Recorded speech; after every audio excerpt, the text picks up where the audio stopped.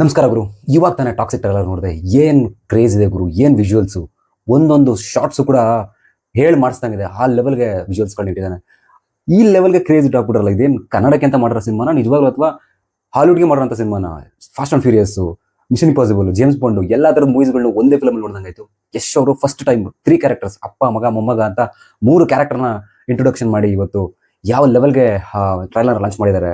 ಬೆಂಗಳೂರಲ್ಲಿ ಎಲ್ಲ ಥರದ ಎಲ್ಲ ಫಿಲಮಲ್ಲಿರೋ ಎಲ್ಲ ಕ್ಯಾಸ್ಟ್ ಆ್ಯಂಡ್ ಕ್ರೂಸ್ನೆಲ್ಲ ಕರ್ಕೊಂಡ್ಬಂದು ನಮ್ಮ ಬೆಂಗಳೂರಲ್ಲಿ ಇವೆಂಟ್ನ ಲಾಂಚ್ ಮಾಡಿ ಯಾವ ಲೆವೆಲ್ಗೆ ಇದ್ರೆ ಅಂದರೆ KGF ಅಲ್ಲಿ ಇರುವಂಥ ಒಂದಷ್ಟು ಅಂಶಗಳನ್ನ ಇದರಲ್ಲಿ ಯೂಸ್ ಮಾಡ್ಕೊಂಡಿದ್ದಾರೆ. ಈಗ KGF ಅಲ್ಲಿ ಮೊದಲನೇ ಸರಿ ಫಸ್ಟ್ ಟ್ರೈಲರಲ್ಲಿ ಆ ಮಗು ಅಳ್ತಾ ಇರೋ ಒಂದು ಸೀನ್ ತಗೊಂಡಿದ್ರು. ಅದೇ ರೀತಿ ಇದರಲ್ಲೂ ಕೂಡ ಒಂದು ಮಗು ಕೆಮ್ತಾ ಇದೆ. ಸೊ ಅಲ್ಲಿಂದ ಸೀನ್ ಸ್ಟಾರ್ಟ್ ಆಗಿ 4.25 ನಿಮಿಷ ಹೆಂಗ್ ಹೋಯ್ತು ಅನ್ನೋದು ಗೊತ್ತಾಗಲ್ಲ. ಆ ಲೆವೆಲ್ಗೆ ಟ್ರೈಲರ್ ಲಾಂಚ್ ಮಾಡಿದ್ದಾರೆ. ಸೊ ಕನ್ನಡದಲ್ಲಿ, ಹಿಂದಿಯಲ್ಲಿ, ಇಂಗ್ಲೀಷಲ್ಲಿ ಯಾವುದರಲ್ಲೇ ಆಗಲಿ ಎಲ್ಲ ಯೂಟ್ಯೂಬ್ ಚಾನಲಲ್ಲೂ ನೋಡ್ತಾ ಇದ್ರೆ ಒಂದೊಂದು ವೀಡಿಯೋಸ್ ಕೂಡ 30 ಮಿನಿಟ್ಸ್ಗೆ 1 lakhs ಮೇಲಿದೆ.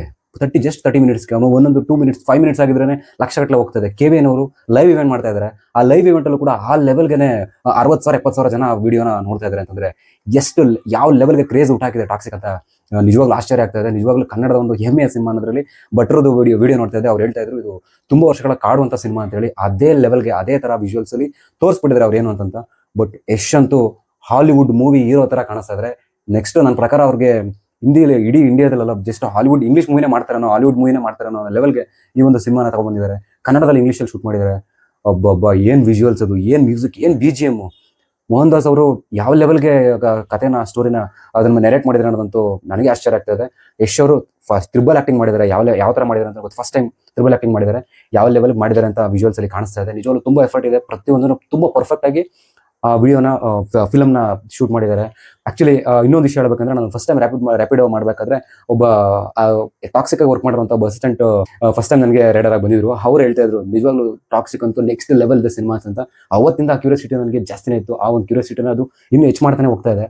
ಸೊ ಇವತ್ತು ಬೆಂಗಳೂರಲ್ಲಿ ಆ ಥರದ ಒಂದು ದೊಡ್ಡ ಈವೆಂಟಲ್ಲಿ ಈ ಥರದ ಟಾಕ್ಸಿಕ್ ಸಿನಿಮಾದ ಬಗ್ಗೆ ಮಾತಾಡ್ತಾ ಇರೋದು, ಅಥವಾ ನಾನು ನಿಜವಾಗ್ಲೂ ಆ ಟ್ರೈಲರ್ ಹುಟ್ಟಾಕಿರೋಂಥ ಒಂದು ಕ್ಯೂರಿಯಾಸಿಟಿ ನೆಕ್ಸ್ಟ್ ಲೆವೆಲ್ಗಿದೆ. ಆ ಕ್ಯೂರಿಯಾಸಿಟಿನ ಬಿಲ್ಡಪ್ ಜಾಸ್ತಿನೇ ಆಗ್ತಾ ಇದೆ. ಅದನ್ನು ಚೆನ್ನಾಗಿ ಯುಟಿಲೈಸ್ ಕೂಡ ಮಾಡ್ಕೊಂಡಿದ್ದಾರೆ ಎಲ್ಲರಿಗೂ. ಅಂದರೆ ಆ ಒಂದು ಕ್ಯೂರಿಯಾಸಿಟಿ ಎಲ್ಲೂ ಕೂಡ ಯಾವುದೇ ಗ್ಲಿಮ್ಸ್, ಯಾವುದೇ ಇದನ್ನು ಕೂಡ ಬಿಟ್ಟರೆ ಜಸ್ಟ್ ಒಂದು ಟೀಸರ್ ಬಿಟ್ಕೊಂಡು ಇವತ್ತು ಟ್ರೈಲರ್ ಲಾಂಚ್ ಮಾಡಿದ್ದಾರೆ. ಈ ತಿಂಗಳು ಆಗಸ್ಟ್ 26ಕ್ಕೆ ಮೂವಿ ಬರ್ತಾ ಇದೆ. ನೆಕ್ಸ್ಟ್ ಲೆವೆಲ್ಗೆ ಹೋಗ್ತಾ ಇದೆ ಆ ಒಂದು ಇಂಟ್ರೆಸ್ಟು. ಮತ್ತು KVN ಪ್ರೊಡಕ್ಷನ್ ಅವರು ಎಂಟೈರ್ ಕರ್ನಾಟಕ ಡಿಸ್ಟ್ರಿಬ್ಯೂಷನ್ ತೊಗೊಂಡಿದ್ದಾರೆ.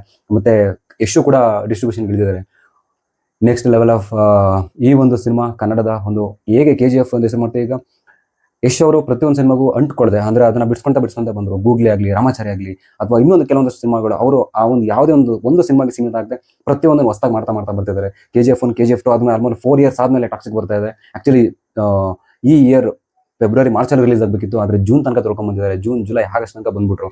ಸೊ ಈ ತಿಂಗಳು ಖಂಡಿತ ಸಿನಿಮಾ ಡೆಫಿನೆಟ್ಲಿ ದೊಡ್ಡದಾಗಿ ಲಾಂಚ್ ಮಾಡಿದ್ದಾರೆ. ಸೊ ತುಂಬ ದೊಡ್ಡದಾಗಿ ಹೆಸರು ಮಾಡುತ್ತೆ ಅನ್ನೋದ್ರಲ್ಲಿ ಯಾವುದೇ ಸಂಶಯ ಇಲ್ಲ. ಈ ವಿಡಿಯೋ ಬಗ್ಗೆ, ಟಾಕ್ಸಿಕ್ ಬಗ್ಗೆ, ನನ್ನ ಈ ಒಂದು ಅಭಿಪ್ರಾಯದ ಬಗ್ಗೆ ನಿಮ್ಮ ಅನಿಸಿಕೆ ಏನಾದನ್ನ ತಿಳಿಸಿ. Thank you so much.